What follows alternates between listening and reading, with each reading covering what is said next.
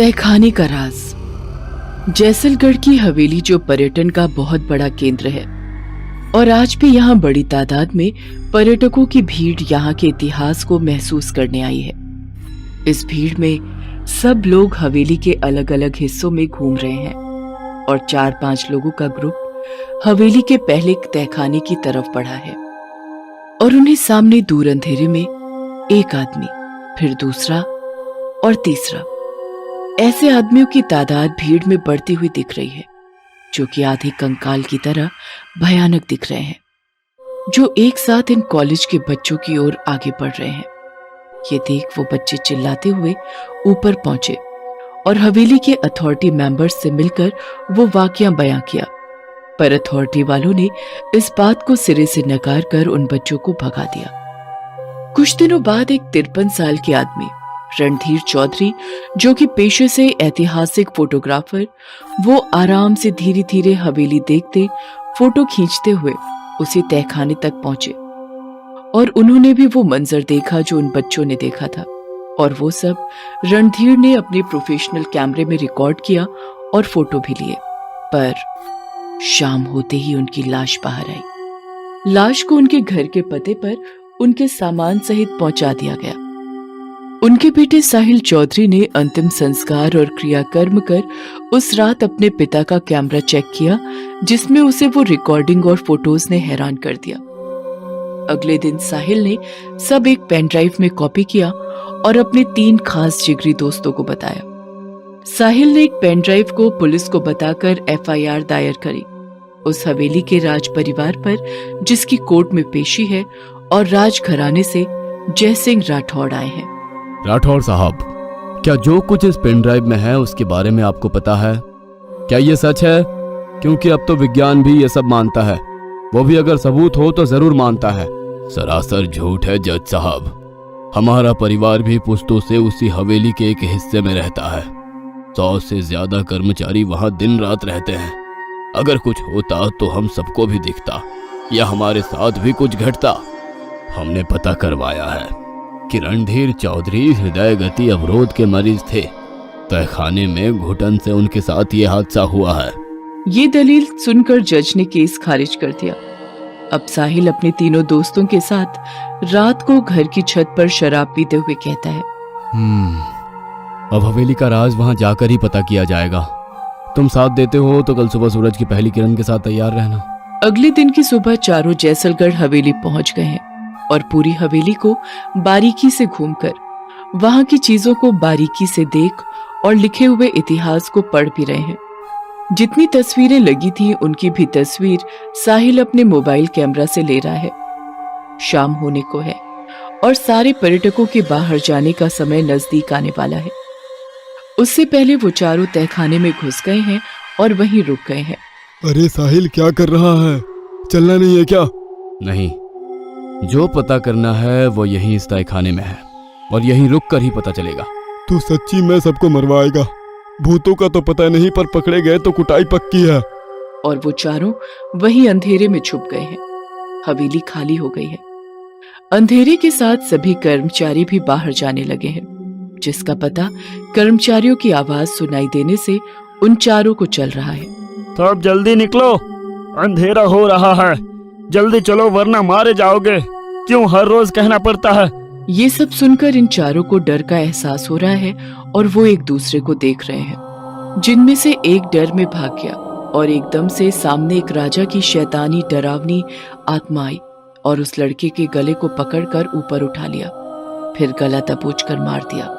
गर्दन की हड्डी टूटने की आवाज और उस दोस्त के मुंह से निकलते खून ने बाकी 2 को भी तहखाने के अंदर डर कर भागने पर मजबूर कर दिया, जहां फिर से एक एक कर आधे कंकाल वाले आदमियों की भीड़ बढ़ती गई, जिन्होंने उन दोनों को दबोच लिया और मार डाला।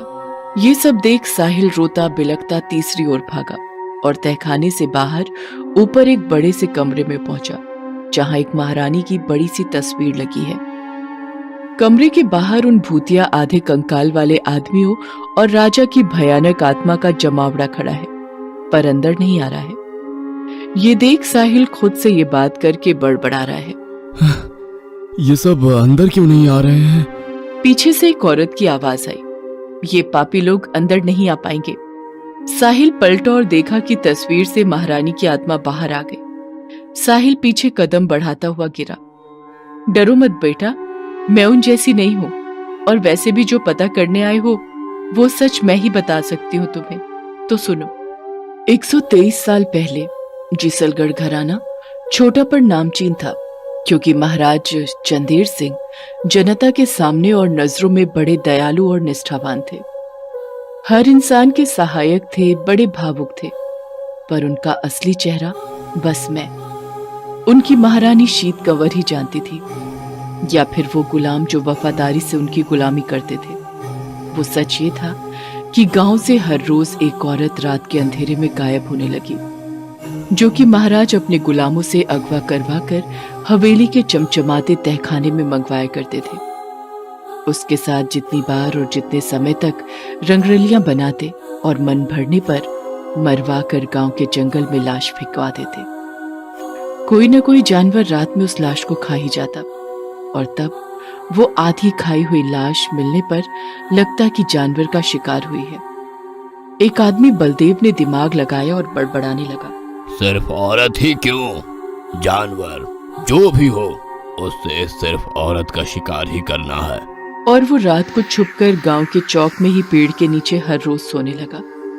एक रात को जब एक औरत निवृत्त होने के लिए जंगल की ओर गई, तो वहां से कुछ जोरों से छटपटाने की आवाजों ने बलदेव को उसका पीछा करने पर मजबूर किया, और उसने देखा कि कुछ लोग उस औरत को अगवा करके ले जा रहे हैं। पीछा करने पर देखा कि वो हवेली के खुफिया दरवाजे से अंदर गए हैं। अब बलदेव हवेली के सामने पेड़ों के पीछे छिप छिप कर दिन रात बिताने लगा। 4 रात बाद वो लोग उस औरत को वापस जंगल में लेकर गए और फेंक कर चले गए। बलदेव ने उस औरत की नाक के सामने उंगलियों से उसकी सांसें चलती महसूस की, तो अपने पास पड़े पानी से भरी जरी यानी चमड़े की पानी पीने वाली थैली से पानी छिड़क कर औरत को होश में ले आया, जिसने महाराज का सच बलदेव को बताया। बलदेव उस औरत को उसके घर ले गया और उसके घर वालों को आधी रात को ही गांव के सरपंच के घर लेकर गया और सब बताया। जल्दी ही गांव के 80 से ज्यादा मर्द इकट्ठे होकर हवेली पहुंचे। आधी रात को सोए हुए महाराज महारानी को बाहर जन सैलाब की चीख की आवाजें सुनाई दी और वो बाहर आए। आते ही सब मर्दों ने महाराज को खरी खोटी सुनाई, जिसके महाराज तिल मिला गए। महाराज तब भी ठंडे दिमाग से बोले, आप सब अंदर आओ, फिर सही से बात करते हैं। सब अंदर आए और आते ही राजा ने अपने सैनिकों को आदेश दिया, इन सबको बांध कर तहखाने की दीवारों में चुनवा दो। ऐसा ही हुआ। भयानक नरसंहार। मेरा मन भर आया और गुस्से में मैंने खंजर अपने पति महाराज चंदेर सिंह की पीठ में घोंप दिया और बाद में वही खंजर अपने गले पर भी चलाकर खुदकुशी कर ली। वो आधे कंकाल वाले आदमी सब वही हैं जो जिंदा दीवारों में चुनवा दिए गए थे, और साथ ही महाराज भी हैं जिनकी भटकती आत्मा शैतानी हो गई है। सुबह की पहली किरण के साथ साहिल छुपता छुपाता हवेली से बाहर आता है और वहीं के पुलिस थाने में राज घराने के खिलाफ शिकायत दर्ज करवाता है। कोर्ट में अर्जी लगवाता है। हवेली के तहखाने की दीवारों को तुड़वाने की और अर्जी जज मंजूर करते हैं। पुलिस फोर्स जाकर मजदूरों से दीवारों को तुड़वाते हैं और उन्हें 80 नर कंकाल बरामद होते हैं। अब कोर्ट आदेश देता है राज परिवार को कि हवेली पर सरकार का कब्जा है और हवेली को ध्वस्त करने का आदेश किया जाता है। ऐसे होता है जैसलगढ़ की हवेली के तहखाने के राज का अंत। ल्यूसीफर्स गिफ्ट। ये कहानी है गोवा के गोवान गाइस की। एक कपल जो कि चाइल्डहुड फ्रेंड से लवर्स और फिर कपल बना। अपर मिडिल क्लास फैमिली से थे दोनों और एक हो गए। Mrs Ayesha and mrs Johan Rodriguez, a happy Christian couple. शादी के 6 साल पूरे हुए पर कोई बच्चा नहीं।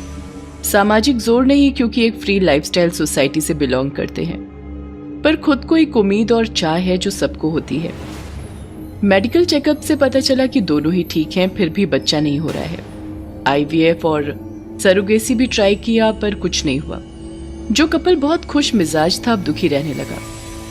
जोहन एक ड्राई फ्रूट्स का डीलर है, तो वो काम में बिजी होकर दिन निकाल लेता है, पर रात की सोच दुश्मन बन जाती है और नींद नहीं आती है। 2 रातों बाद झपकी आती है, पर आयशा तो दिन भर तकलीफ और सोच में डूबकर दुखी होती है। इसलिए एक कंप्लीट डे मेड रखी है, जेनी, जो ख्याल भी रखती है और बातें भी करती है। जेनी वहां के चर्च के पादरी की बहन है, तो उसका झुकाव जरा ईश्वरीय शक्ति की तरफ ज्यादा रहता है और वो बातें भी बाइबल की ज्यादा करती है।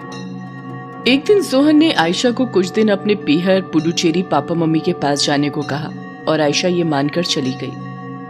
पुडुचेरी अपने घर में पापा माइकल और माँ मिशेल के पास दिन भर अपनी किस्मत को कोसती रोती रोती देर रात को सो गई। तब उसके पेरेंट्स ने एक दूसरे से बात की, आयशा को सब कुछ बता दो और उसको भी वो करने के लिए मनाओ जिसको करके हमें भी आयशा मिली थी। पर हमें पहले उनसे पूछना होगा, तभी सब कुछ होगा और बेटी को समझा कर वो सब कुछ करवा पाएंगे। चलो, अभी वैसे भी आयशा गहरी नींद में सो रही है। अभी टाइम 1:30 बज रहे हैं, इतनी रात को? तो यही तो मिलने का सही वक्त है, कहा ना चलो। दोनों अपने घर से बाहर गार्डन में आए और घर के पीछे जमीन में एक टैंक के ढक्कन की तरह ढक्कन को खोला, जो कि बेसमेंट है। दोनों सीढ़ियों से नीचे उतरे जहां अंधेरा था। वो दोनों साथ कोई लाइट भी लेकर नहीं गए और खड़े हो गए, दोनों हाथों को बांधकर जैसे किसी को याद कर रहे हैं। और अचानक से ऊपर का दरवाजा बंद हुआ। दोनों ने ऊपर देखा ही था और भयानक भारी आवाज आई, आ गए दोनों, बड़े दिनों बाद याद आई। तभी अंधेरे में कुछ कैंडल्स जली और भयानक सा दिखता एक डेमोन सामने आया। वो बोला, कहो क्या काम है? मेरी बच्ची को भी वही तकलीफ है जो मेरी बीवी मिशेल को थी। बस, कुछ कहने की जरूरत नहीं, अब सब समझ गया। पर शर्त याद है ना? Yes, my lord. Then tell your daughter and get ready her for the Lucifer's gift. Demon अदृश्य हो गया और वो दोनों भी बाहर आकर अपने कमरे में जाकर सो गए। सुबह नाश्ते पर दोनों ने आयशा को समझाया, look Ayesha and listen to me carefully, it will be good news if you believe. Yes mom, I am listening. सबने हाथों से फोक एंड स्पून रख दिए। आयशा देखो, जब साइंस काम नहीं आती तब सुपर साइंस काम आती है, जिसे हम माइथोलॉजी एंड स्पिरिचुअलिटी कहते हैं। पर हमारा विश्वास उनसे भी ऊपर वाली शक्ति में है, द सुपर नेचुरल पावर, और वो कभी वेस्ट नहीं जाती। और इसका इफेक्ट तुम खुद हो। जो तकलीफ तुम्हें है वो हमें भी थी, और तुम्हारा जन्म भी वैसे ही हुआ जैसे तुम्हारे बच्चे का हो सकता है, अगर तुम चाहो और मानो तो। I want to being a mother and I can do everything. Then listen, एक शर्त है और वो माननी पड़ेगी, वरना बाद में रिजल्ट बहुत भयानक हो जाएंगे, मानो अनकंट्रोलेबल। आप कहिए, मैं सुन रही हूँ। आज रात तुम्हें हम दोनों वहां ले जाएंगे जहां से तुम्हारी इच्छा पूरी होगी, पर शर्त यह है कि वो बच्चा हमारे भगवान का होगा। मीन्स पहला बच्चा वो ले जाएंगे, बाद में चाहे जितनी भी संतानें हो वो तुम्हारी, पर पहला बच्चा उनका अपना गिफ्ट होगा और तुम्हें लौटना होगा। मंजूर है। रात 12:45 पर वो तीनों नीचे आते हैं और वैसे ही डिमोन आकर आयशा से पूछता है, क्या तुम्हें मंजूर है? हाँ। तुम अकेले रुको और तुम दोनों जाओ। ये बोलकर वो अदृश्य हो जाता है और वो दोनों आयशा को अकेला छोड़कर ढक्कन बंद कर चले जाते हैं। अपने कमरे में दोनों लेटे हुए बस इंतजार करते हैं कुछ होने का, और अचानक जोरों से बिजलियां कड़कने लगती हैं। तेज आंधी चलने की आवाज सुनाई देती है, जिससे घर की छत के दरवाजे टकराने लगते हैं। लाइट्स ऑफ हो जाती है और दोनों ऊपर दरवाजा बंद करने साथ जाते हैं। छत पर पहुंचकर आकाश देखते हैं जो कि लाल सुर्ख हो गया है, जिसमें काले बादल मंडरा रहे हैं। तेज आंधी पेड़ों को बेहाल कर हिला रही है और साथ ही ऐसे मौसम में बारिश शुरू हो गई है। बिजलियां कड़ाके से कड़क कर डर का माहौल बना चुकी है। आकाश में ऐसे मौसम से एक आदमी जैसा पंखों से उड़ता हुआ नीचे आ रहा है। धीरे धीरे जो गुस्से में आंखें लाल किए नीचे उतर रहा है। उन दोनों की नजरें उससे मिली और दोनों घुटनों पर बैठ गए। वो आसुरी शक्ति नीचे उतरती है, पंखों के सहारे घर के पीछे उतर गई। मौसम अभी भी वैसा ही है। वो दोनों भीगे हुए छत के दरवाजे को बंद कर नीचे गए और कपड़े बदल कर सो गए। पर सोना किस्मत नहीं उस रात, क्योंकि मौसम की गर्जना और अब बेटी की चीखें सोने नहीं दे रही हैं। 3 बजे एकदम से सब शांत हुआ और फिर दोनों सो गए, जो इतने समय से अपने बिस्तर पर बैठे एक दूसरे को देख रहे थे। सुबह 7 बजे आवाज आई, गुड मॉर्निंग मॉम, डैड। दोनों उठे और देखा कि सामने बेटी और वो एक कातिल मुस्कान से भरी है, जिसमें उस आसुरी शक्ति का अंश आ गया है। अब आयशा अपने पति जोहान को कॉल करके कहती है, यहाँ सरोगेसी से काम हो गया है, कॉन्ग्रेचुलेशंस, जल्दी आ जाओ। Yes my love, thank you baby, today I am the happiest man on the earth, I will be there in the evening. अभी फ्लाइट से निकलता हूँ। जोहान शाम को पहुंच जाता है अपने ससुराल। 1 हफ्ते बीवी के साथ शहर घूमता है और वापस दोनों गोवा जाते हैं। खुशी से अपनी बीवी का ख्याल रखता है, घर पर ही रहता है। बिजनेस उसके वर्कर्स हैंडल करते हैं और इसमें 9 महीने बीत जाते हैं और वो दिन आता है जन्म का। बीवी को हॉस्पिटल ले जाता है। लेबर रूम के बाहर खड़ा बीवी की चीखें सुन रहा है, जो सहन नहीं कर पा रहा है, और हॉस्पिटल से चला गया और देखा कि मौसम एकदम भयानक हो गया है, वैसा ही जैसा उस रात था। एक आदमी आकर बधाई देता है, तब वो अंदर आता है और देखता है कि एक लड़के का पिता बन गया है, पर पास के बेड पर जो थी वो और उसका बच्चा दोनों मर गए। बिकॉज ऑफ नॉर्मल डिलीवरी अगले दिन घर आ जाते हैं। खुशी के माहौल में 1 साल बीत जाता है और सब अपने रोज के काम में लग जाते हैं। पहला जन्मदिन आता है जब उसके नाना नानी भी आते हैं और बेटी को शर्त याद दिलाते हैं, पर वो नहीं मानती। अगले दिन वो दोनों चले जाते हैं पुडुचेरी, पर यहाँ भर रात lights on off, TV on off, bed के नीचे से आवाजें, दोनों को मिरर में कोई दिखना, दीवारों से खून निकलना, सब भयानक और गलत हरकतें होती दिखाई देती हैं। दिन रात कुत्ते रोते हैं, रोज कोई परिंदा घर से टकरा कर मरता है। आधी रात को किसी के दर्द में रोने की आवाजें, ये सब जोहान को बेचैन कर रही है। और इनको देख जेनी आंटी जो मेड है, वो अपने पादरी भाई को बुलाने का कहती हैं और जोहान मान भी जाता है। प्रिस्ट आते हैं और घर में घुसते ही समझ जाते हैं। फिर वो बेबी को देखने कमरे में जाते हैं और उंगली उसके मुंह में डालते हैं कि वो बच्चा इतनी जोर से काटता है कि उंगली ही काट खाता है, और इतना सा बच्चा वो उंगली चबाकर निकल जाता है। ये सब जोहन को डरा देता है। बाहर आकर प्रिस्ट साफ बता देते हैं कि घर में शैतान का बसेरा है और बच्चा शैतानी तोहफा है। जोहान कुछ कह नहीं पाता, बस इतना ही, फादर ये सब कैसे और सही कैसे होगा? देखो, ऐसा बस शैतान से सौदा करने पर होता है, और वो केवल बच्चे के पिता या माँ ही कर सकते हैं। इसका इलाज केवल घर का शुद्धिकरण है, जिसमें सबकी जान का खतरा भी है। पर जिसने ये सौदा किया है शैतान के साथ, उसको मेरे सामने सच बताना होगा। Father, my god is my witness, but if Ayesha did this, I will ask her the truth. बस आप तैयारी कीजिए। See you tomorrow, god bless you all. Priest चले गए और जोहान अपनी पत्नी से आंखों में आंखें डालकर सच्चाई पूछता है। आयशा सब बता देती है। दोनों बच्चे के कमरे में जाते हैं और देखते हैं कि कमरे में अंधेरे के बीच लाल रोशनी में वो डेमोन उसे गोद में खिला रहा है और उन दोनों को कहता है, कल इसे लेने इसके पिता खुद आएंगे। और अदृश्य हो जाता है। आयशा फूट फूट कर रोती है और बताती है, वो डेमोन जिस पिता का कह रहा था, वो कोई और नहीं, खुद लूसीफर है। जोहान भागते हुआ चर्च जाता है और प्रीस्ट को सब सच्चाई बताता है और शुद्धिकरण की क्रिया प्रक्रिया उसी समय करने को कहता है, क्योंकि 12 बजे के बाद लूसीफर कभी भी आ सकता है और अब सिर्फ 1 घंटा बचा है।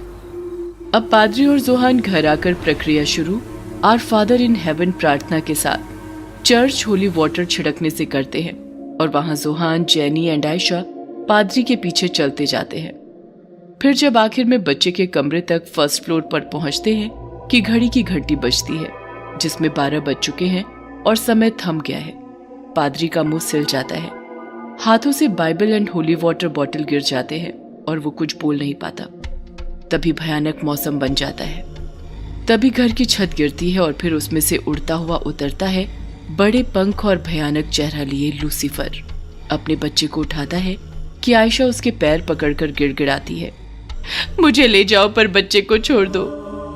पर लूसीफर इतनी जोर से चिल्लाता है कि दूर तक आवाज जाती है। मौसम और माहौल भयानक है क्योंकि लूसीफर है वहां, और वो एक बात कहता है, बस। I told you.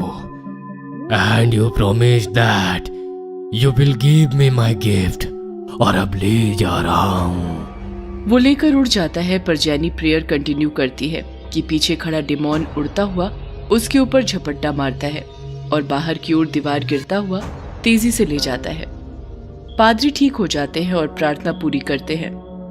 फिर घर के बाहर आकर देखते हैं कि बहन जेनी नहीं रही। वो दोनों पति पत्नी जमीन पर बैठे रो रहे हैं। तभी अंदर से बच्चे के रोने की आवाज आती है और जोहान अंदर भागता है। अपने बच्चे को सामने देख गोद में उठाकर बाहर आ जाता है। वहीं देखता है कि आयशा की लाश जमीन पर है और आयशा की आत्मा का हाथ थामे लूसीफर ले जा रहा है। खौफनाक राज।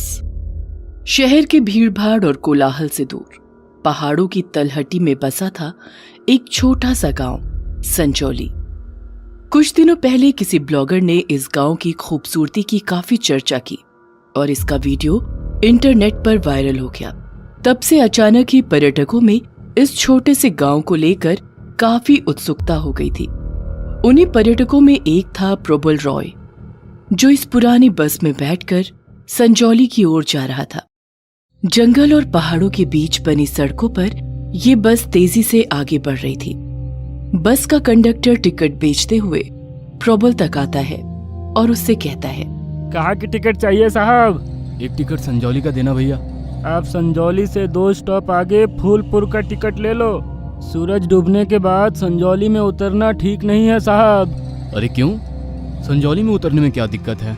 संजौली गांव के आसपास पिछले कुछ दिनों में कई लोगों की रहस्यमय तरीके से मौत हो गई है और सारी की सारी घटनाएं रात के अंधेरे में ही हुई है।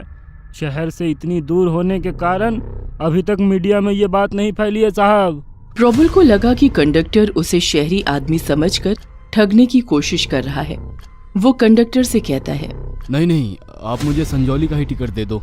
कंडक्टर ने उसे रहस्यमयी निगाह से देखा और टिकट काट कर दे दिया।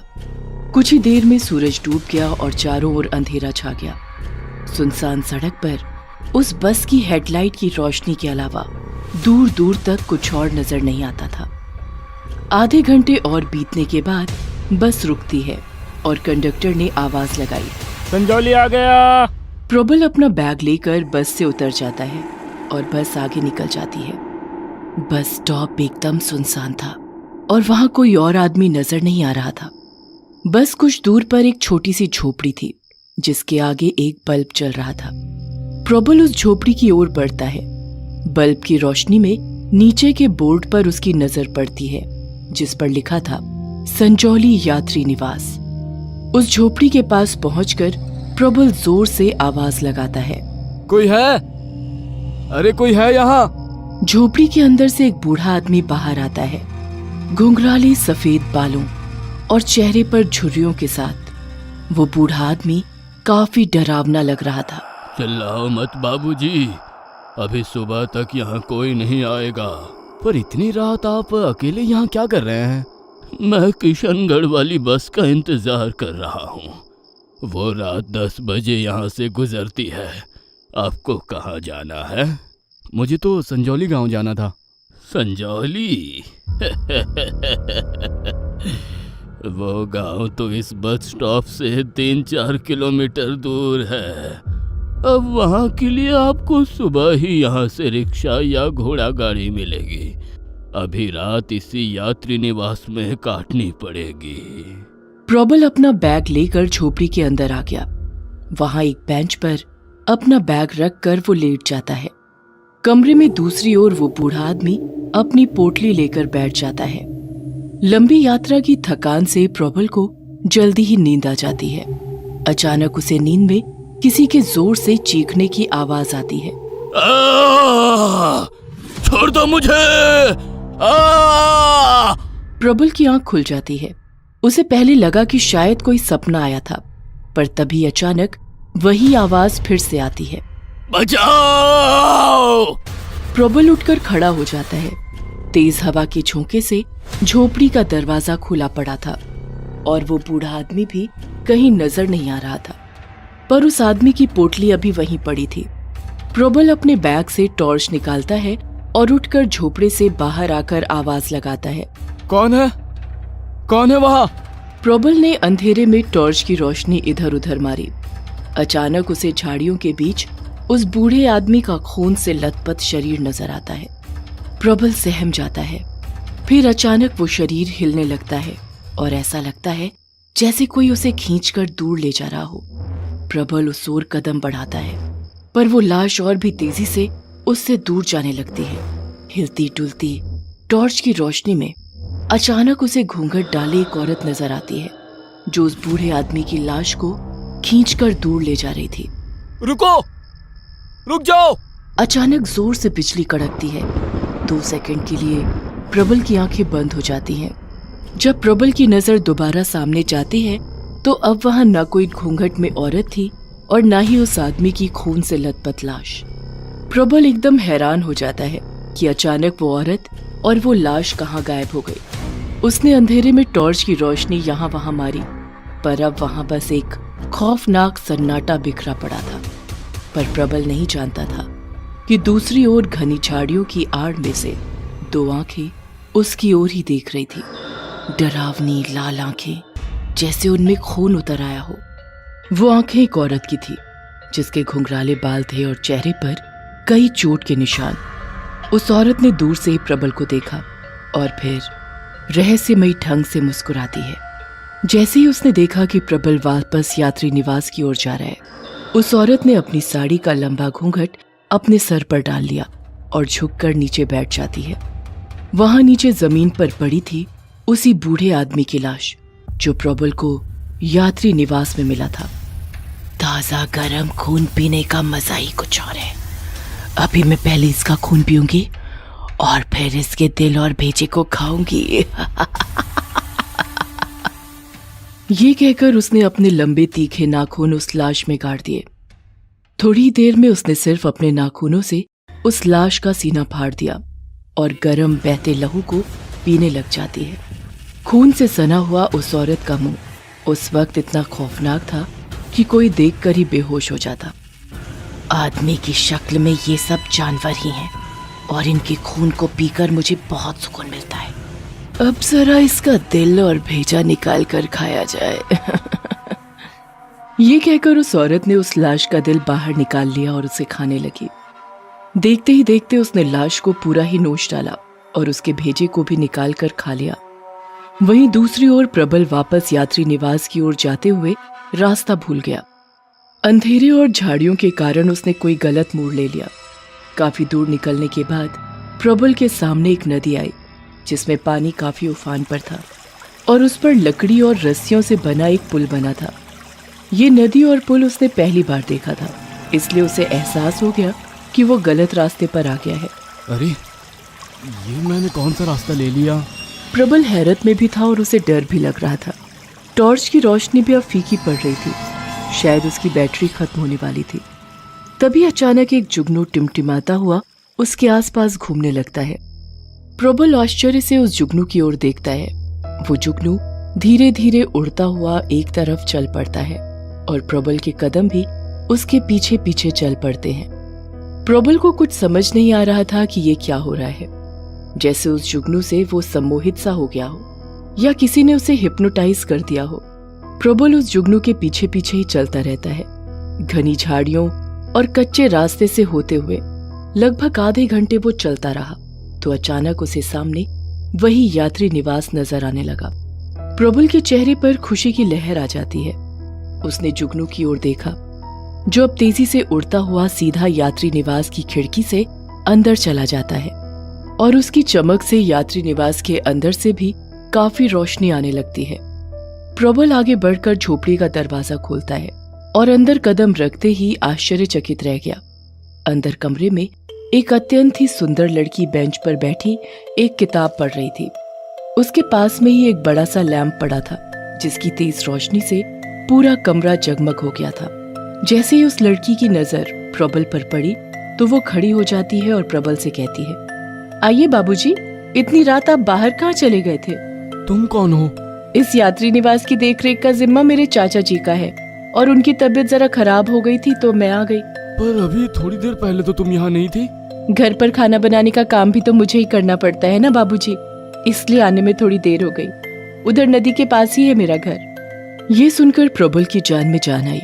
लड़की ने अपना नाम पार्वती बताया, पर गांव में सब उसे पारो ही बुलाते थे। प्रबल ने पारो को उस बूढ़े आदमी की मौत और रहस्यमयी चीख के बारे में बताया, पर पारो को यकीन ही नहीं हुआ। मैं सच कह रहा हूँ, उस आदमी की पोटली भी यहीं पड़ी थी। पर अब उस कमरे में कोई पोटली भी नहीं रखी थी। पारो जोर से हंसने लगी। आपने जरूर नींद में सपना देखा होगा। नहीं, वो सपना नहीं था। मुझे बस के कंडक्टर ने भी बताया था कि संजौली में रहस्यमय तरीके से कई लोगों की मौत हुई है। मैं तो इतने सालों से यहाँ रह रही हूँ, मैंने तो आज तक ऐसा कुछ नहीं सुना। आप चिंता मत करिए और आराम से बैठ जाइए। प्रबल वापस बेंच पर लेट गया और शाम से हुई अजीब घटनाओं के बारे में सोचने लगा। अचानक उसके सर के पीछे दीवार पर लगा एक फोटो फ्रेम जमीन पर गिर जाता है। धाड़! उस आवाज से चौंक कर प्रबल खड़ा हो जाता है। पारो जोर से चिल्लाती है, बाबूजी पीछे हट जाओ। तभी प्रबल की नजर फोटो फ्रेम से लिपटे एक लंबे जहरीले सांप पर पड़ती है। लगभग 4 फुट लंबा वो सांप और उसकी फुंकार किसी का भी दिल दहला देने के लिए काफी थी। डर से प्रबल की हालत खराब हो जाती है। पारो आगे बढ़कर उस सांप को पकड़ने की कोशिश करती है। अरे पागल हो गई हो क्या? मत जाओ उस सांप के पास। पर पारो ने प्रबल की बात पर ध्यान दिए बिना सांप को पकड़ लिया और दरवाजे से बाहर फेंक दिया। गांव में रहने के कारण उसे इन चीजों से डर नहीं लगता था। हम तो हर हफ्ते ऐसे सांप देखते हैं बाबूजी। शहर से यहाँ आने वाले सांप ज्यादा खतरनाक होते हैं। मतलब शहर के ऐसे नीच लोग जो गांव के भोले भाले मासूम लोगों का शिकार करते हैं। ये कहते कहते पारो का चेहरा बदलने लगता है। उसकी आंखें अब सुर्ख लाल हो जाती हैं, जैसे उनमें खून उतर आया हो।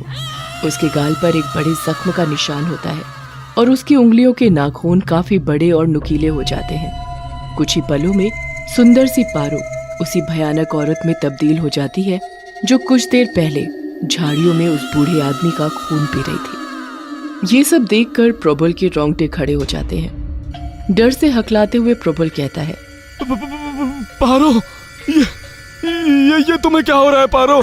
तुम सब शहर के लोग एक जैसे होते हो, मक्कार नीच जानवर जैसे। अब तुम्हारा खून पीकर ही मुझे शांति मिलेगी।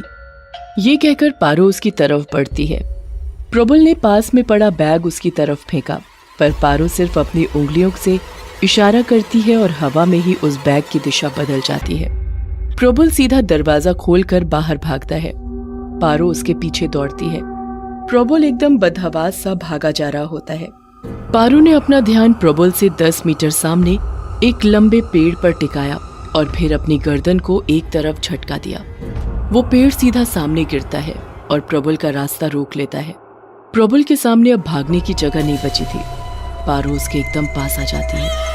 उसकी लाल आंखों में प्रबल को अपनी मौत नजर आने लगती है। तभी उसने अपने गले से रुद्राक्ष की माला निकाली और हनुमान चालीसा का जाप करने लगा। पारो थोड़ी देर के लिए सहम कर रुक जाती है। प्रबल को थोड़ा हौसला मिलता है और वो रुद्राक्ष की माला सामने लटकाते हुए धीरे धीरे अपने दाएं बढ़ता है, जहां थोड़ी ही दूर पर नदी बह रही थी। पारो भी उसकी ओर बढ़ती जाती है, पर रुद्राक्ष की माला के कारण सीधा प्रबल पर अटैक नहीं करती। प्रबल ने नीचे देखा। लगभग 20 फीट नीचे से नदी पूरे उफान पर बह रही थी। प्रबल सीधे नदी में कूद जाता है। पारो गुस्से से उसकी तरफ देखती रह जाती है और प्रबल का शरीर नदी के साथ बहता हुआ दूर चला जाता है। अगले दिन सूरज की तेज रोशनी से प्रबल की आंखें खुलती हैं, तो वो खुद को नदी के किनारे एक चट्टान पर लेटा हुआ पाता है। उसके चारों ओर 8-10 गांव वाले लोग खड़े थे। उन्हीं लोगों ने उसके बेहोश शरीर को नदी में बहने से बचाया था और बाहर निकाला था। प्रबल ने उन्हें अपने साथ बीती पूरी घटना सुनाई, तो उन गांव वालों में से एक आदमी कहता है, बाबूजी, जिसे आपने देखा वो पारो नहीं थी। पारो नहीं थी? फिर कौन थी वो? वो पारो की भटकती आत्मा थी, क्योंकि पारो को मरे हुए तो 6 महीने हो चुके हैं। उन गांव वालों ने बताया कि आज से 6-7 महीने पहले पार्वती उर्फ पारो उस गांव की सबसे सुंदर लड़की हुआ करती थी। एक बार शहर से कुछ लोग संजौली घूमने आए थे। जब उनकी नजर पारो पर पड़ी तो उनकी नीयत बिगड़ गई और वो उसे लेकर संजौली के यात्री निवास पर चले गए। वहां उन्होंने उसके साथ जबरदस्ती अपनी हवस को पूरा करने की कोशिश की। पारो उनसे लड़ती है और भागने की कोशिश करती है, पर जब उन्होंने हर तरफ से उसे घेर लिया तो उसने नदी में कूदकर अपनी जान दे दी। उस घटना के बाद वो चारों दरिंदे संजौली से फटाफट भागने वाले थे, पर रात में ही उनके साथ कुछ हादसा हुआ और सब मारे गए। क्या हुआ, कैसे हुआ, किसी को कुछ पता नहीं, पर मरने से पहले एक आदमी ने हॉस्पिटल में ये बताया था कि उन्हें पारो ने मारा है। उस दिन के बाद से पारो की आत्मा संजौली यात्री निवास के पास ही भटकती रहती है, और कोई भी शहरी आदमी जब संजौली गांव आने की कोशिश करता है तो वो उसके पीछे पड़ जाती है, ताकि गांव की किसी और भोली लड़की के साथ वो ना हो जो उसके साथ हुआ। ये था संजौली का खौफनाक राज, और इसे सुनने के बाद प्रबल अगली बस से ही सीधा वापस चला गया। संजौली में रुकने का मतलब था अपनी मौत को खुद दावत देना। अंतःकर्म। कहते हैं कि जलन बहुत बुरा कर्म है, जिससे सारे कुकर्म जन्म लेते हैं और वो इंसान को अंतःकर्म तक ले जाते हैं। गीता सार से प्रेरित। रविवार के दिन दो जुड़वा बच्चे टेलीविजन पर कार्टून देख रहे हैं और रसोई में उनकी माँ जिया दोपहर का खाना पका रही है। टीवी देखते हुए बच्चों के सामने लिविंग रूम में सजी छोटी छोटी चीजें उड़कर टीवी स्क्रीन पर टकराती हैं। स्क्रीन फूटती है, बच्चे माँ की ओर भागते हैं। माँ आवाज सुन बच्चों की ओर बाहर आती है। तीनों लिपट जाते हैं और देखते हैं कि लिविंग रूम की छोटी चीजें दीवारों से टकरा रही हैं और कमरे में रखे सोफा सेट और टेबल हवा में झूल रहे हैं। बच्चे जोरों से चिल्ला कर रो रहे हैं और उनकी माँ ने बेडरूम में छोड़कर बाहर से बंद कर दिया है। जिया ने मंजर का छोटा क्लिप बनाकर घर से बाहर जाते हुए अपने पति विनय को व्हाट्सएप पर भेजा और घर का दरवाजा बंद करके कॉल किया। विनय, ये सब क्या है? जिया, मैं अभी घर आता हूँ। मुझे नहीं पता, और अभी आकर मुझे सब बताओ, क्योंकि मुझे पता है इसकी वजह तुम और अशोक हो। जिया ने घर का दरवाजा खोला और देखा कि सारा सामान व्यवस्थित है। वो अंदर आई और फर्श पर देखा तो कुछ टूटा फूटा नहीं था। टीवी भी सही और उस पर कार्टून चल रहे हैं। बेडरूम में देखा तो बच्चे सो गए हैं। उसने फिर से वो क्लिप देखी जो पति को भेजी है, और उसमें वो मंजर वैसा ही दिखा जैसा हुआ। ये सब सही कैसे हुआ जो इतना भयानक था? तभी एकदम से लिविंग रूम के पर्दे बंद हुए, अंधेरा हुआ और डरावने से माहौल ने घेरा किया। हल्के धुएं में एक आदमी खून में लथपथ कटा हुआ सामने आया, जो खिड़की के पास खड़ा था, जिसे देख जिया के पसीने छूट गए। अगले पल एक औरत उस आदमी के पास उसी हालत में दिखी। बड़े गुस्से में थे दोनों। जिया सहमकर दीवार के सहारे रगड़ खाती हुई बैठ गई। पसीना और आंसू दोनों आ रहे हैं, पर आवाज हलक में अटक गई है। अगले पल पास में एक भयानक लंबा चौड़ा आदमी वहां प्रकट हुआ। लाल आंखें और खून से टपकती लार, उसके मुंह से मानो एक राक्षस हो। ये देखते ही जिया बेहोश हुई और वो प्रेत जोर से हंसने लगे। तभी घर का दरवाजा जोर से धक्के से खुला और विनय अंदर आया, और उसे भी उन तीनों का ये दृश्य दिखा। जरा वो भी डरा। प्रेत अदृश्य हुए। रसोई से गिलास में पानी लेकर उसके छींटे जिया पर छिड़के और वो होश में आई। फिर उसी ग्लास का पानी पिलाया और जिया को पकड़कर विनय को खड़ा कर सोफे पर बैठाकर सामने बैठा और बोला, जिया, तुम तो जानती हो कि हमारी फैमिली का जॉइंट बिजनेस था। मैं ताऊ जी के साथ काम करता था। जब से पापा मम्मी सब छोड़कर केदारनाथ बस गए, कम उम्र में धंधे में पड़ा। ताऊ जी ने पिता की तरह नहीं, मास्टर की तरह काम सिखाया। जैसे मैं एक फौज का जवान हूँ, कहीं भी डांट देते, किसी के सामने चिल्लाने लगते, हाँ पूरा ख्याल रखते, पैसा गाड़ी सब दी, पर मेरी इज्जत का फालूदा निकालते। मुझ में यह सब गुस्सा बनकर पनपने लगा। आखिर मैं सिर्फ 24 साल का था। एक दिन ताऊ जी का बेटा यानी मेरा भाई शिवेक पढ़ाई पूरी करके लंदन से वापस आया और ऑफिस में उसे भी काम सिखाया जाने लगा, पर बड़े प्यार से। ये देख मेरा मन अब जलन और बदले से भर गया। घर आकर मैं बहुत शराब और सिगरेट पी रहा था कि मेरा दोस्त अशोक आया, जो कि पेशे से पंडित था। वो बोला, ये क्या हाल बना रहा है? अब ये रोज का हो रहा है, हाँ, जो मैं एक दोस्त के नाते सह नहीं पा रहा हूं। हर काम रोने और जलने से पूरा नहीं होता, कुछ करना पड़ता है, हद पार तक। करेगा? हाँ, मैं सारी हदें पार कर दूंगा। ब्रह्मांड में सब तरह के कर्म व्याप्त हैं, वैसे ही सभी तरह की पूजा भी, सात्विक और तामसिक दोनों पूजा हम हमारे सनातन धर्म के अंतर्गत कर सकते हैं, पर वो जरा वक्त लेगी। इसलिए अभी हम वही पूजा शमशान में नहीं करके ईसाइयों के कब्रिस्तान में करते हैं। चलो हम दोनों चले गए और पहुंचकर नई दफनाई 2 कब्रों के बीच मुझे बैठाया और जैसा मुझे कहा मैं दोहराने लगा, हे आत्माओं, अगर तुम सच में हो और अगर तुम भी किसी दुर्घटना या द्वेष का शिकार होकर मरी हो तो मेरा बदला लेकर अपना मन शांत करने आ जाओ। मेरे ताऊजी श्री उमेद प्रकाश की मृत्यु ही मेरा बदला है। अगर तुम हो तो ये करो। ऐसा करके हम दोनों चले गए। रोज की तरह मैं ऑफिस जाता, पर ताऊजी ठीक थे और मैं घर आकर वही शराब और सिगरेट में डूब जाता। 1 महीना हुआ और एक दिन ऑफिस गया तो मेरा भाई अकेला था। मेरे पूछने पर बताया, पिताजी की तबीयत ठीक नहीं है, चेस्ट पेन होने लगा और अब डॉक्टर ने उन्हें आराम करने को कहा है। मैं अपने ताऊजी से मिलने उनके घर गया और खैरियत पूछकर जाने लगा कि रसोई में एक औरत उल्टी खड़ी दिखी, जो मैंने सोचा कि काम वाली होगी। घर से बाहर आकर पलटा तो ताऊजी के कमरे की खिड़की में एक आदमी खड़ा दिखा। यह देखते हुए भी मुझे समझ नहीं आया और मैं चला गया। 2 महीने गुजरे। मेरा भाई शिवेक धंधे में नई ऊंचाइयों को छू रहा था। यह देख मैं और जल रहा था।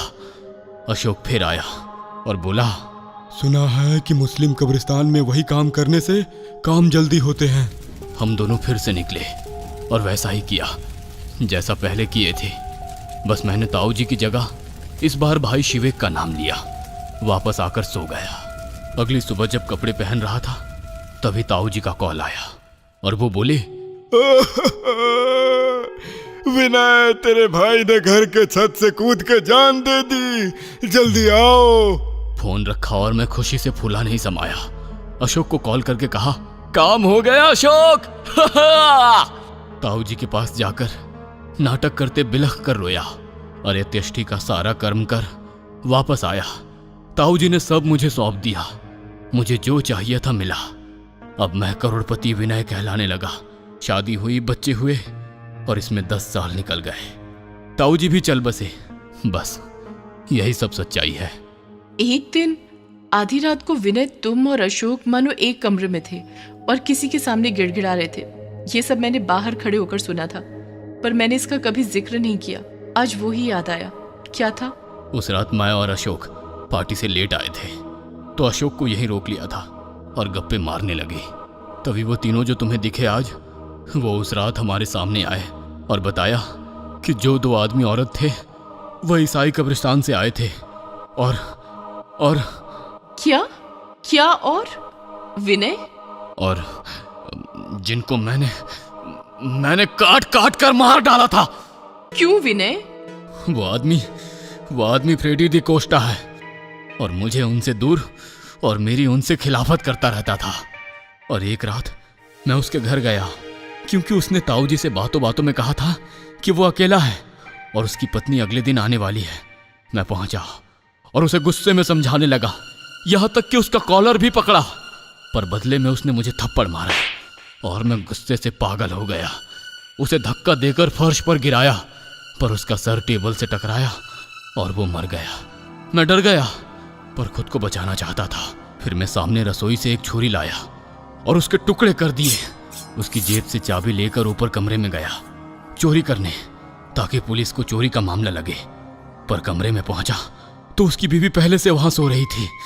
मैंने उसको भी काट डाला और सारा लॉकर खाली करके चला गया। हाँ, मैं नशे में था, पर सब सोच समझ कर किया। इसलिए जैसा सोचा वैसे ही अगले दिन अखबार में छपा था।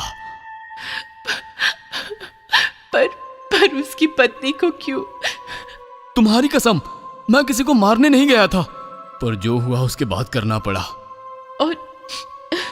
और वो दूसरा आदमी कौन था? वो दूसरा आदमी जिन्न है, जो कि मुस्लिम कब्रिस्तान से आया था। वो सब जब हमें मारना चाहते थे तब हमारे गिड़गिड़ाने पर बोले, अभी तुम्हें नहीं, पहले उनको मारेंगे जो हर साल तुमसे जुड़े हैं। और फिर सबसे पहले जिया तुम्हारी माँ को पानी के टैंक में गिराकर मारा।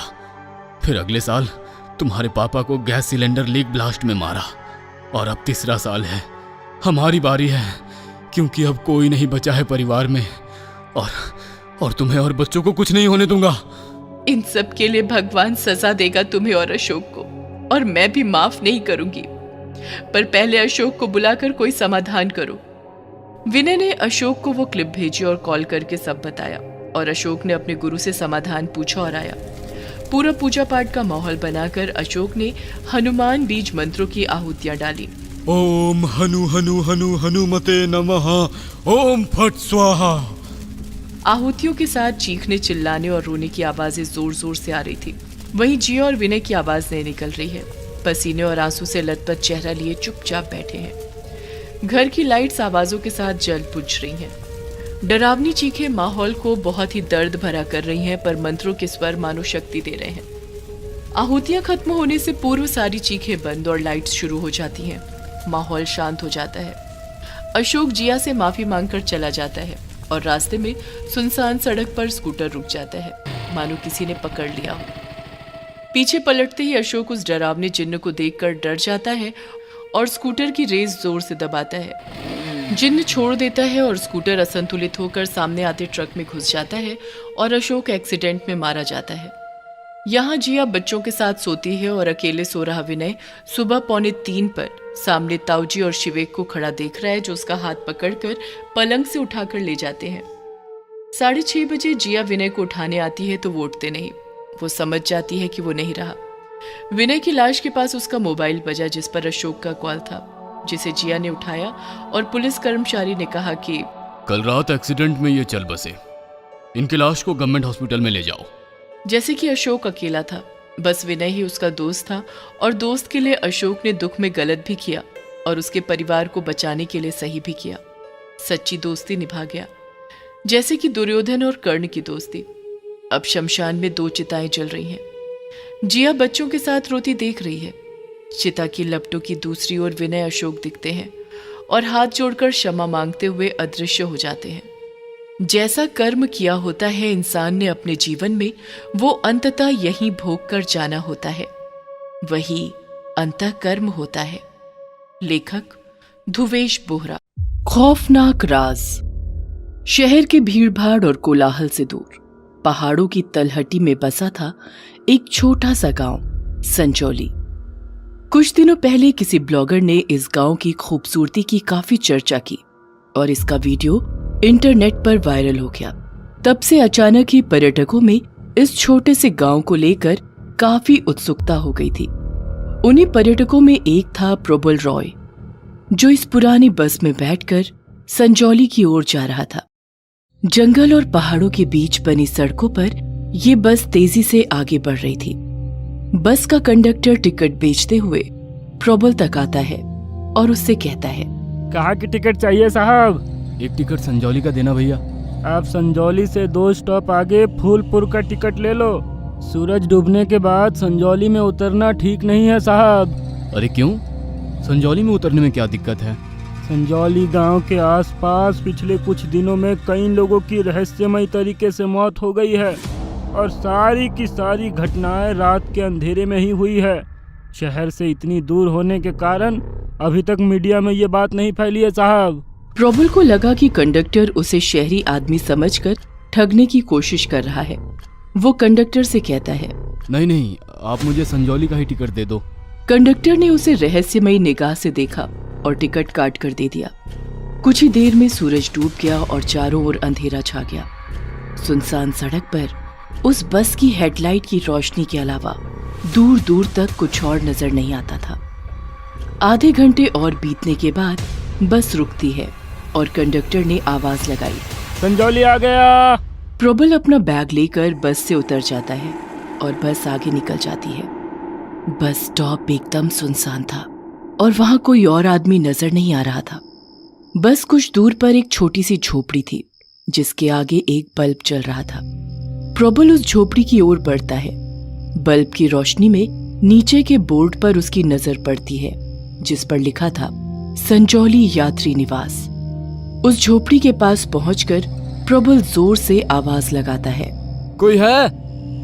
अरे कोई है यहाँ? झोपड़ी के अंदर से एक बूढ़ा आदमी बाहर आता है, घुंघराले सफेद बालों और चेहरे पर झुर्रियों के साथ। वो बूढ़ा आदमी काफी डरावना लग रहा था। चिल्लाओ मत बाबूजी, अभी सुबह तक यहाँ कोई नहीं आएगा। पर इतनी रात आप अकेले यहाँ क्या कर रहे हैं? मैं किशनगढ़ वाली बस का इंतजार कर रहा हूँ। वो रात 10 बजे यहाँ से गुजरती है। आपको कहाँ जाना है? मुझे तो संजौली गांव जाना था। संजौली? वो गांव तो इस बस स्टॉप से 3-4 किलोमीटर दूर है। अब वहाँ के लिए आपको सुबह ही यहाँ से रिक्शा या घोड़ा गाड़ी मिलेगी। अभी रात इसी यात्री निवास में काटनी पड़ेगी। प्रबल अपना बैग लेकर झोपड़ी के अंदर आ गया। वहां एक बेंच पर अपना बैग रखकर वो लेट जाता है। कमरे में दूसरी ओर वो बूढ़ा आदमी अपनी पोटली लेकर बैठ जाता है। लंबी यात्रा की थकान से प्रबल को जल्दी ही नींद आ जाती है। अचानक उसे नींद में किसी के जोर से चीखने की आवाज आती है। छोड़ दो मुझे! प्रबल की आंख खुल जाती है। उसे पहले लगा कि शायद कोई सपना आया था, पर तभी अचानक वही आवाज फिर से आती है। बचाओ!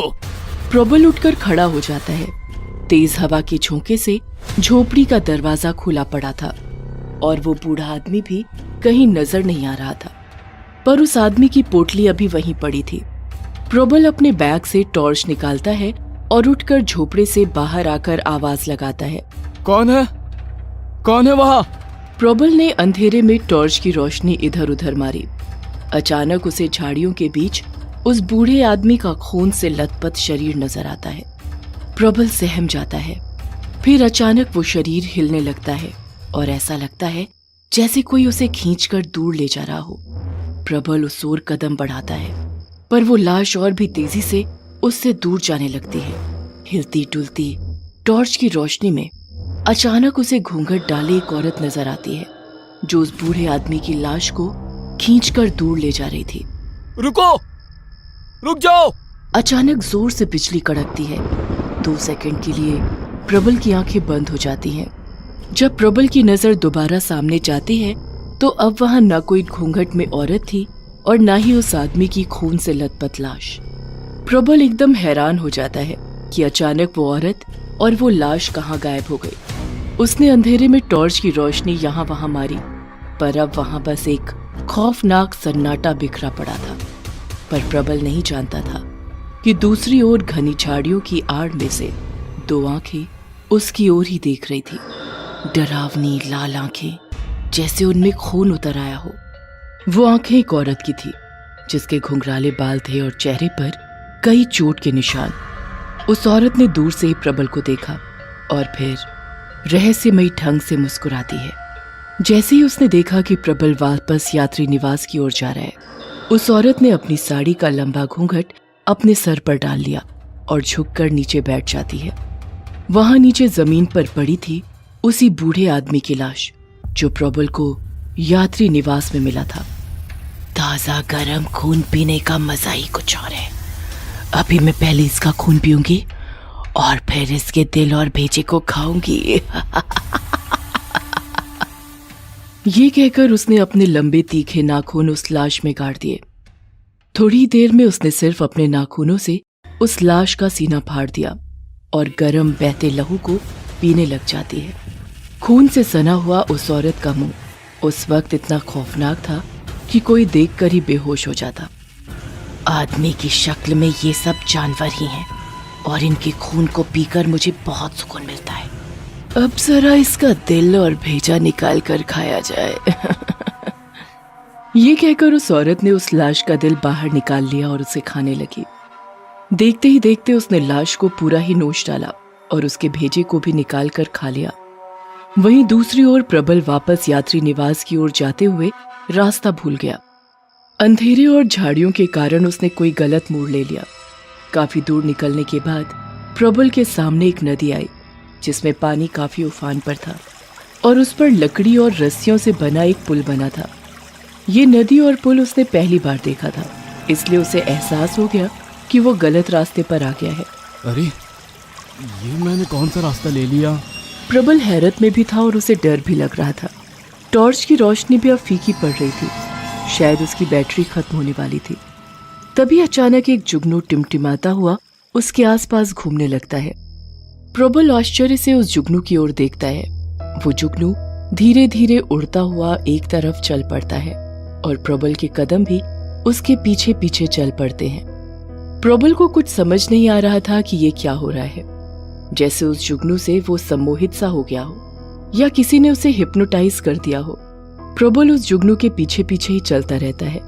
घनी झाड़ियों और कच्चे रास्ते से होते हुए लगभग आधे घंटे वो चलता रहा तो अचानक उसे सामने वही यात्री निवास नजर आने लगा। प्रबल के चेहरे पर खुशी की लहर आ जाती है। उसने जुगनू की ओर देखा जो अब तेजी से उड़ता हुआ सीधा यात्री निवास की खिड़की से अंदर चला जाता है और उसकी चमक से यात्री निवास के अंदर से भी काफी रोशनी आने लगती है। प्रबल आगे बढ़कर झोपड़ी का दरवाजा खोलता है और अंदर कदम रखते ही आश्चर्यचकित रह गया। अंदर कमरे में एक अत्यंत ही सुंदर लड़की बेंच पर बैठी एक किताब पढ़ रही थी। उसके पास में ही एक बड़ा सा लैंप पड़ा था जिसकी तेज रोशनी से पूरा कमरा जगमग हो गया था। जैसे ही उस लड़की की नजर प्रबल पर पड़ी तो वो खड़ी हो जाती है और प्रबल से कहती है, आइए बाबूजी, इतनी रात आप बाहर कहाँ चले गए थे? तुम कौन हो? इस यात्री निवास की देखरेख का जिम्मा मेरे चाचा जी का है और उनकी तबीयत जरा खराब हो गई थी तो मैं आ गई। पर अभी थोड़ी देर पहले तो तुम यहाँ नहीं थी।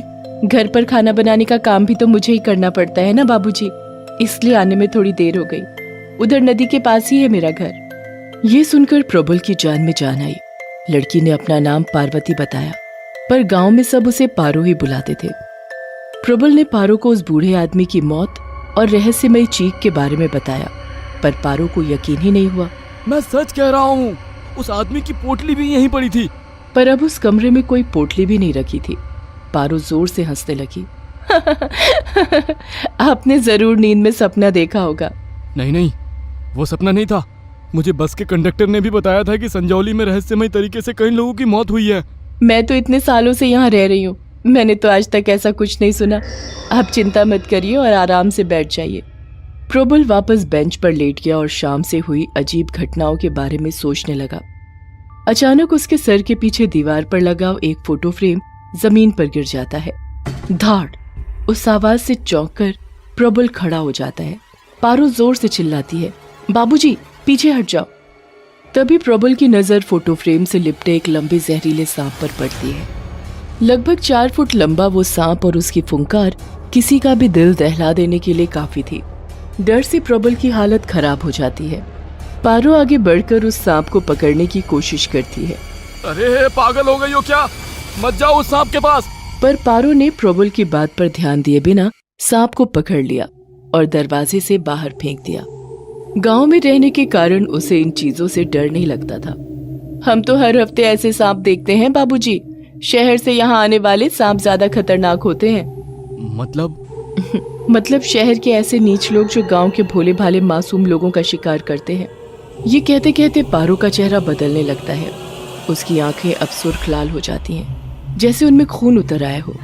उसके गाल पर एक बड़े जख्म का निशान होता है और उसकी उंगलियों के नाखून काफी बड़े और नुकीले हो जाते हैं। कुछ ही पलों में सुंदर सी पारो उसी भयानक औरत में तब्दील हो जाती है जो कुछ देर पहले झाड़ियों में उस बूढ़े आदमी का खून पी रही थी। ये सब देखकर प्रबल के रोंगटे खड़े हो जाते हैं। डर से हकलाते हुए प्रबल कहता है, पारो, ये तुम्हें क्या हो रहा है पारो?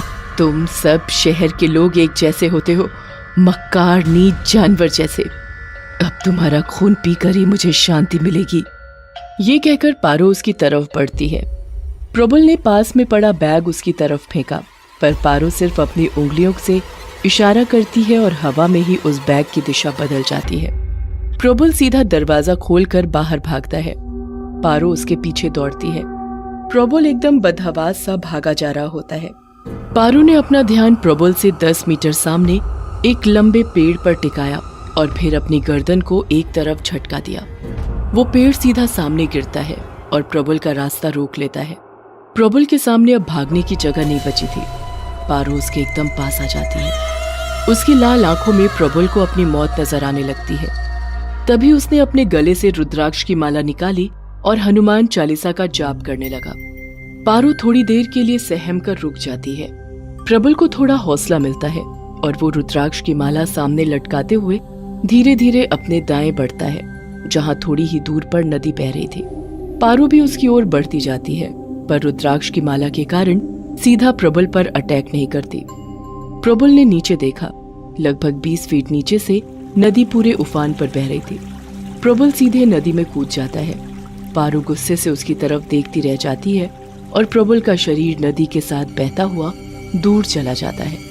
अगले दिन सूरज की तेज रोशनी से प्रबल की आंखें खुलती हैं तो वो खुद को नदी के किनारे एक चट्टान पर लेटा हुआ पाता है। उसके चारों ओर 8-10 गांव वाले लोग खड़े थे। उन्हीं लोगों ने उसके बेहोश शरीर को नदी में बहने से बचाया था और बाहर निकाला था। प्रबल ने उन्हें अपने साथ बीती पूरी घटना सुनाई तो उन गांव वालों में से एक आदमी कहता है, बाबूजी, जिसे आपने देखा वो पारो नहीं थी। पारो नहीं थी? फिर कौन थी वो? वो पारो की भटकती आत्मा थी, क्योंकि पारो को मरे हुए तो 6 महीने हो चुके हैं। उन गांव वालों ने बताया कि आज से 6-7 महीने पहले पार्वती उर्फ पारो उस गांव की सबसे सुंदर लड़की हुआ करती थी। एक बार शहर से कुछ लोग संजौली घूमने आए थे। जब उनकी नजर पारो पर पड़ी तो उनकी नीयत बिगड़ गई और वो उसे लेकर संजौली के यात्री निवास पर चले गए। वहां उन्होंने उसके साथ जबरदस्ती अपनी हवस को पूरा करने की कोशिश की। पारो उनसे लड़ती है और भागने की कोशिश करती है, पर जब उन्होंने हर तरफ से उसे घेर लिया तो उसने नदी में कूदकर अपनी जान दे दी।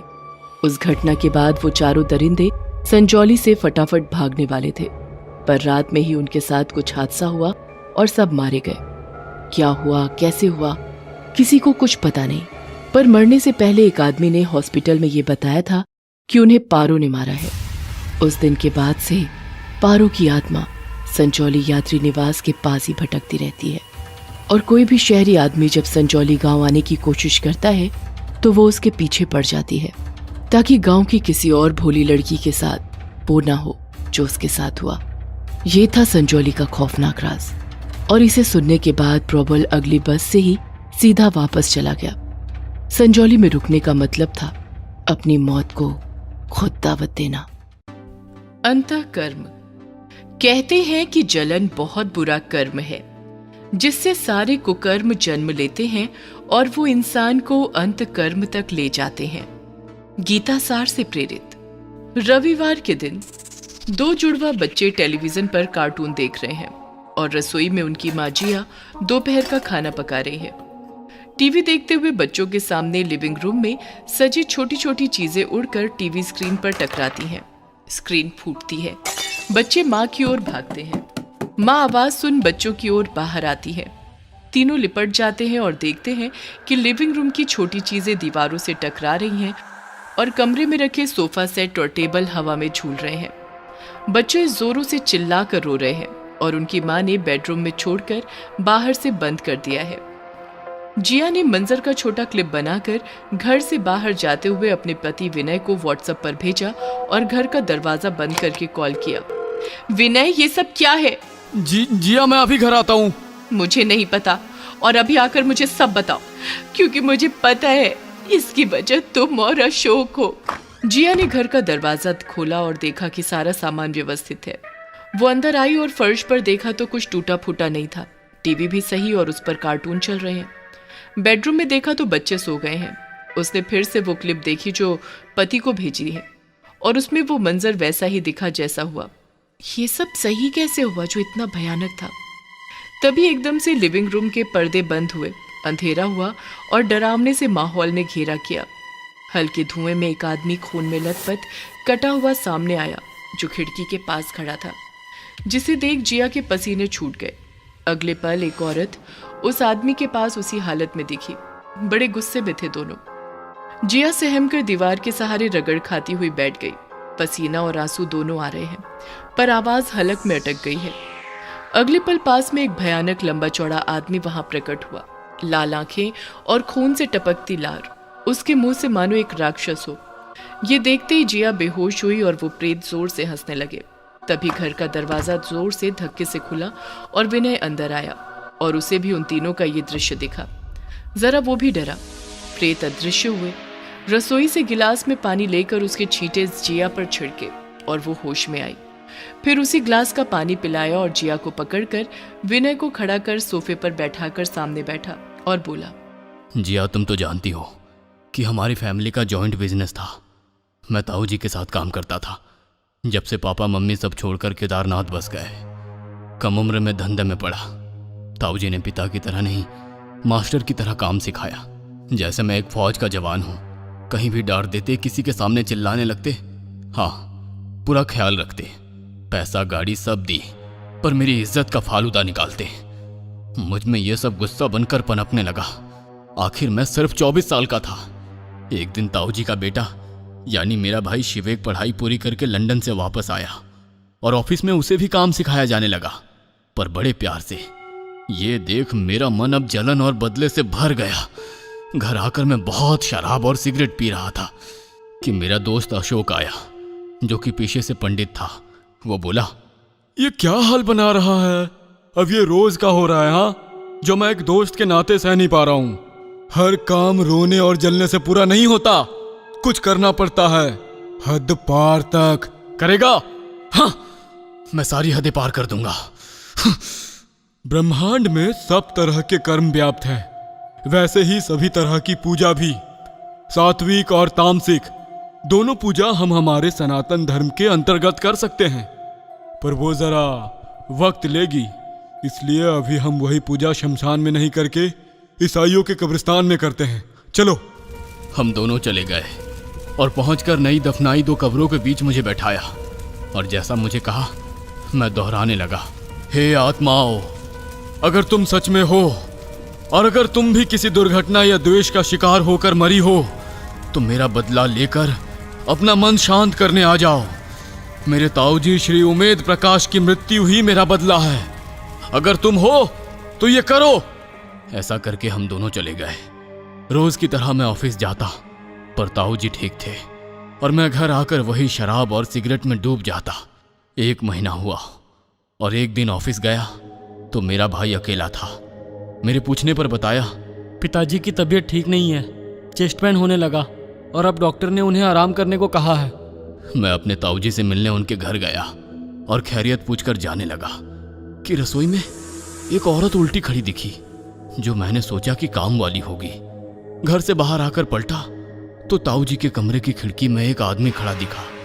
यह देखते हुए भी मुझे समझ नहीं आया और मैं चला गया। 2 महीने गुजरे। मेरा भाई शिवेक धंधे में नई ऊंचाइयों को छू रहा था। यह देख मैं और जल रहा था। अशोक फिर आया और बोला, सुना है कि मुस्लिम कब्रिस्तान में वही काम करने से काम जल्दी होते हैं। हम दोनों फिर से निकले और वैसा ही किया जैसा पहले किए थे। बस मैंने ताऊजी की जगह इस बार भाई शिवेक का नाम लिया। वापस आकर सो गया। अगली सुबह जब कपड़े पहन रहा था तभी ताऊजी का कॉल आया और वो बोले, विनय, तेरे भाई ने घर के छत से कूद के जान दे दी, जल्दी आओ। फोन रखा और मैं खुशी से फूला नहीं समाया। अशोक को कॉल करके कहा, काम हो गया अशोक। ताऊजी के पास जाकर नाटक करते बिलख कर रोया। अरे त्यष्टि का सारा कर्म कर वापस आया। ताऊजी ने सब मुझे सौंप दिया। मुझे जो चाहिए था मिला। अब मैं करोड़पति विनय कहलाने लगा। शादी हुई, बच्चे हुए और इसमें 10 साल निकल गए। ताऊजी भी चल बसे। बस यही सब सच्चाई है। एक दिन आधी रात को विनय, तुम और अशोक मानो एक कमरे में थे और किसी के सामने गिड़गिड़ा रहे थे। ये सब मैंने बाहर खड़े होकर सुना था, पर मैंने इसका कभी जिक्र नहीं किया। आज वो ही याद आया। क्या था? उस रात मैं और अशोक पार्टी से लेट आए थे तो अशोक को यहीं रोक लिया था और गप्पे मारने लगे। तभी वो तीनों जो तुम्हें दिखे आज, वो उस रात हमारे सामने आए और बताया कि जो 2 आदमी औरत थे वह ईसाई कब्रिस्तान से आए थे और क्या और विनय? और जिनको मैंने काट काट कर मार डाला था। क्यों विनय? वो आदमी फ्रेडी दी कोस्टा है और मुझे उनसे दूर और मेरी उनसे खिलाफत करता रहता था। और एक रात मैं उसके घर गया क्योंकि उसने ताऊजी से बातों बातों में कहा था कि वो अकेला है और उसकी पत्नी अगले दिन आने वाली है। मैं पहुंचा और उसे गुस्से में समझाने लगा, यहां तक कि उसका कॉलर भी पकड़ा, पर बदले में उसने मुझे थप्पड़ मारा और मैं गुस्से से पागल हो गया। उसे धक्का देकर फर्श पर गिराया, पर उसका सर टेबल से टकराया और वो मर गया। मैं डर गया पर खुद को बचाना चाहता था। फिर मैं सामने रसोई से एक छुरी लाया और उसके टुकड़े कर दिए। उसकी जेब से चाबी लेकर ऊपर कमरे में गया चोरी करने, ताकि पुलिस को चोरी का मामला लगे। पर कमरे में पहुंचा तो उसकी बीवी पहले से वहां सो रही थी। मैंने उसको भी काट डाला और सारा लॉकर खाली करके चला गया। हाँ, मैं नशे में था, पर सब सोच समझ कर किया, इसलिए जैसा सोचा वैसे ही अगले दिन अखबार में छपा था। पर उसकी पत्नी को क्यों? तुम्हारी कसम, मैं किसी को मारने नहीं गया था, पर जो हुआ उसके बाद करना पड़ा। और वो दूसरा आदमी कौन था? वो दूसरा आदमी जिन्न है, जो कि मुस्लिम कब्रिस्तान से आया था। वो सब जब हमें मारना चाहते थे तब हमारे गिड़गिड़ाने पर बोले, अभी तुम्हें नहीं, पहले उनको मारेंगे जो हर साल तुमसे जुड़े हैं। और फिर सबसे पहले जिया तुम्हारी माँ को पानी के टैंक में गिराकर मारा। फिर अगले साल तुम्हारे पापा को गैस सिलेंडर लीक ब्लास्ट में मारा। और अब तीसरा साल है, हमारी बारी है, क्योंकि अब कोई नहीं बचा है परिवार में। और तुम्हें और बच्चों को कुछ नहीं होने दूंगा। इन सब के लिए भगवान सजा देगा तुम्हें और अशोक को, और मैं भी माफ नहीं करूंगी। पर पहले अशोक को बुलाकर कोई समाधान करो। विनय ने अशोक को वो क्लिप भेजी और कॉल करके सब बताया, और अशोक ने अपने गुरु से समाधान पूछा और आया। पूरा पूजा पाठ का माहौल बनाकर अशोक ने हनुमान बीज मंत्रों की आहुतियां डाली। ओम हनु हनु हनु हनुमते नमः, ओम फट स्वाहा। आहुतियों के साथ चीखने, चिल्लाने और रोने की आवाजें जोर जोर से आ रही थी। वहीं जिया और विनय की आवाज नहीं निकल रही है। पसीने और आंसू से लथपथ चेहरा लिए चुपचाप बैठे हैं। घर की लाइट्स आवाजों के साथ जल बुझ रही हैं। डरावनी चीखें माहौल को बहुत ही दर्द भरा कर रही हैं, पर मंत्रों के स्वर मानो शक्ति दे रहे हैं। आहुतियां खत्म होने से पूर्व सारी चीखें बंद और लाइट्स शुरू हो जाती हैं। माहौल शांत हो जाता है। अशोक जिया से माफी मांगकर चला जाता है और रास्ते में सुनसान सड़क पर स्कूटर रुक जाता है, मानो किसी ने पकड़ लिया हो। पीछे पलटते ही अशोक उस डरावने जिन्न को देखकर डर जाता है और स्कूटर की रेस जोर से दबाता है। जिन्न छोड़ देता है और स्कूटर असंतुलित होकर सामने आते ट्रक में घुस जाता है और अशोक एक्सीडेंट में मारा जाता है। यहाँ जिया बच्चों के साथ सोती है और अकेले सो रहा विनय सुबह 2:45 पर सामने ताऊजी और शिवेक को खड़ा देख रहा है, जो उसका हाथ पकड़कर पलंग से उठाकर ले जाते हैं। 6:30 बजे जिया विनय को उठाने आती है तो वो उठते नहीं। वो समझ जाती है कि वो नहीं रहा। विनय की लाश के पास उसका मोबाइल बजा, जिस पर अशोक का कॉल था, जिसे जिया ने उठाया और पुलिस कर्मचारी ने कहा कि कल रात एक्सीडेंट में ये चल बसे, इनकी लाश को गवर्नमेंट हॉस्पिटल में ले जाओ। जैसे कि अशोक अकेला था, बस विनय ही उसका दोस्त था, और दोस्त के लिए अशोक ने दुख में गलत भी किया और उसके परिवार को बचाने के लिए सही भी किया। सच्ची दोस्ती निभा गया, जैसे कि दुर्योधन और कर्ण की दोस्ती। अब शमशान में 2 चिताएं जल रही हैं। जिया बच्चों के साथ रोती देख रही है। चिता की लपटों की दूसरी ओर विनय अशोक दिखते हैं और हाथ जोड़कर क्षमा मांगते हुए अदृश्य हो जाते हैं। जैसा कर्म किया होता है इंसान ने अपने जीवन में, वो अंततः यही भोग कर जाना होता है।